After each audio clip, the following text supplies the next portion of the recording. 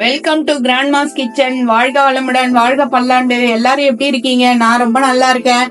இன்னைக்கு ஒரு பொன்னாங்கண்ணி கீரையில ஒரு பொரியலும் அது கூடவே ஒரு ரசமும் செட்டா இருக்கிற மாதிரி எப்படி செய்யறதுன்னு சொல்லிட்டு காமிக்கிறேன்.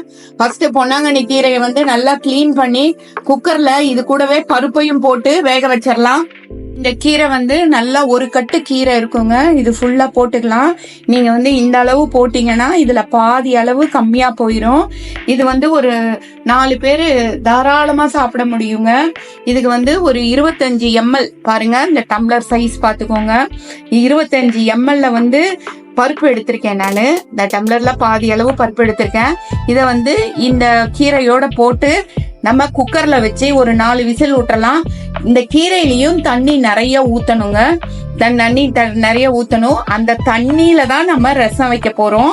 அதனால கீரையில நல்லா தண்ணி ஊத்தி பருப்பையும் வச்சு குக்கர்ல வச்சு 4 சவுண்டு வச்சு எடுத்துடலாம். பருப்பும் கீரையும் ரொம்ப சூப்பரா வெந்துருச்சு.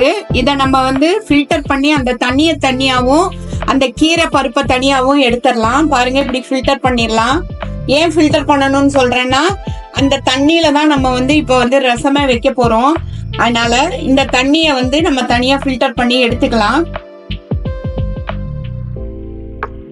ஃபில்டர் பண்ணி வச்சோம் இல்லையா, அந்த கீரையை இப்ப நம்ம பொரியல் ஆட்டம் பண்ண போறோம். அந்த பொரியலுக்கு ஒரு பச்சை மிளகா, ஒரு 5-6 பல்லு பூண்டு, ஒரு 5-6 பல்லு பூண்டு, ஒரு பச்சை மிளகா, தேங்காய் கொஞ்சமா, ஒரு 1/4 மூடிக்கு கம்மியா தேங்காய், இதெல்லாம் போட்டு தண்ணி ஊத்தாம மிக்சியில ஒரு அடி அடிச்சிடலாம். அடுப்புல வாண்லி வச்சு இப்ப அந்த பொன்னாங்கண்ணி கீரையும் பருப்பும் வேக வச்சு வச்சிருக்கோம் இல்லையா, அந்த பொரியல் பண்ண போறோம். அதுக்கு அடுப்புல கொஞ்சமா வாண்லி வச்சு கொஞ்சமா நெய் போட்டுக்கலாம். அதுல கடுகு தாளிச்சுக்கலாம். கடுகு தாளிச்சுட்டு ஃபில்டர் பண்ணி வச்சிருக்கோம் இல்லையா, இந்த கீரையை இதுல போட்டுடலாம்.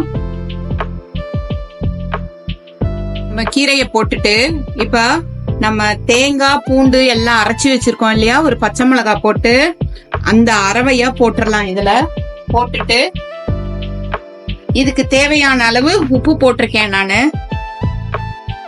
இதுக்கு தேவையான அளவு உப்பு போட்டிருக்கேன். இது எல்லாத்தையும் நல்லா கொஞ்சம் ஒரு பச்சை வாசனை போற அளவு ஒரு 2 நிமிஷம் கலக்கணும்னா நம்மளோட பொன்னாங்கண்ணி கீரை பொரியல் சூப்பரா ரெடி ஆயிருச்சு. இதுக்கப்புறம் இதுக்கு காம்பினேஷனா இருக்கிற ரசம் எப்படி ப்ரிப்பேர் பண்றதுன்னு நான் சொல்றேன். ஒரு 10 மினிட்ஸ்லயே கீரை பொரியல் சூப்பரா ரெடி ஆயிருச்சு. இத நம்ம இப்ப ஒரு சர்விங் பவுலுக்கு மாத்திரலாம். வாணலியில நம்ம தனியா ஒரு ஸ்பூனு, மிளகு ஒரு 5-6, ஒரே ஒரு சிகப்பு மிளகா, அதுக்கப்புறம் பெருங்காயம் ஒரு 2-3 பெருங்காயம், இது மாத்திரம் போட்டு லைட்டா ஃப்ரை பண்ணிக்கலாம். ஃப்ரை பண்ணிட்டு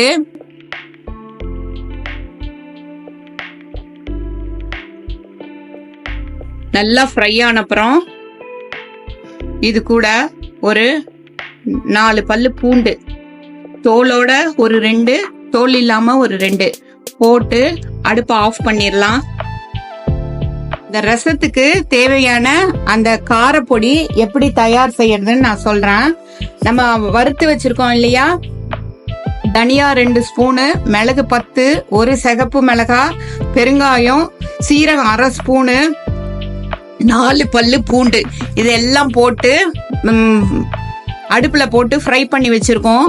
அதை ஃபர்ஸ்ட் மிக்சியில போட்டுடலாம். இந்த மிக்சியில நம்ம ஆல்ரெடி அந்த பொரியலுக்கு தேங்காய் எல்லாம் அரைச்சி வச்சோம்ல, அதை கழுவ வேண்டாம், அதை அப்படியே வச்சுக்கலாம். அதுவும் நம்மளுக்கு கொஞ்சம் ஃபிளேவரை கொடுக்கும். அதே மாதிரி இந்த கீரை வேக வச்சு வச்சிருக்கோம் இல்லையா, கீரையும் பருப்பும், அதையும் கொஞ்சம் போட்டுக்கலாம். இதுல போட்டுக்கிட்டு இப்ப மிக்சியில நைஸா பேஸ்டாட்டா அரைச்சி கொண்டு வந்துடுறேன். ஓ, பொன்னாங்கண்ணி கீரை பொரியல் வருத்தம் இல்லைங்களா, அதே வாணலி தான் நான் எடுத்திருக்கேன்.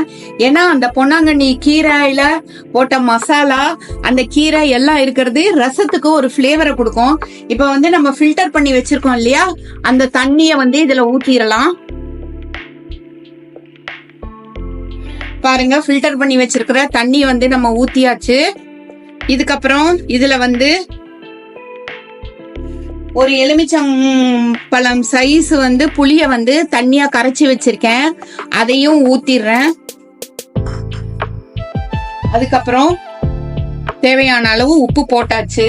போட்டுட்டு இதுக்கு ஒரு மசாலா அரைச்சி வச்சிருக்கோம்ல, அதையும் வந்து இதுல ஊத்திரலாம். இப்ப அதையும் ஊத்திரலாம். ரசம் நல்லா கொதிச்சு வரட்டும். சூப்பரா கொதிச்சு வந்துருச்சு. இதுல வந்து கடுகு, சீரகம், ஒரே ஒரு பூண்டு, அப்புறம் சிகப்பு மிளகாய் தாளிச்சு இத கொட்டி எடுத்துடலாம். இப்ப சூப்பரா சுவையான ஒரு பொன்னாங்கண்ணி கீரை ரசம் ரெடி ஆயிருச்சுங்க. இதை இப்ப நம்ம சர்விங் பவுலுக்கு மாத்திரலாம். சூப்பரான சுவையான பொன்னாங்கண்ணி கீரை, உடம்புக்கு சத்தான பொன்னாங்கண்ணி கீரை ரசம் வந்து ரெடி ஆயிருச்சு. இத நம்ம வந்து இப்ப இந்த சர்விங் பவுலுக்கு மாத்திரலாம்.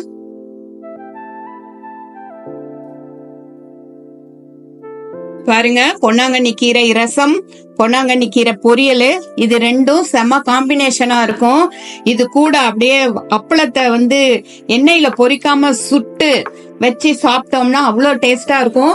தேங்க்ஸ் ஃபார் வாட்சிங் அவர் கிராண்ட்மாஸ் கிச்சன். வாழ்க வளமுடன். எல்லாரும் லைக் பண்ணுங்க, ஷேர் பண்ணுங்க, சப்ஸ்கிரைப் பண்ணுங்க. நிறைய பேர் பார்த்து என்ஜாய் பண்றீங்கன்னு நினைக்கிறேன். பாக்குறவங்க எல்லாம் சப்ஸ்கிரைப் பண்ணுங்க. தேங்க்யூ.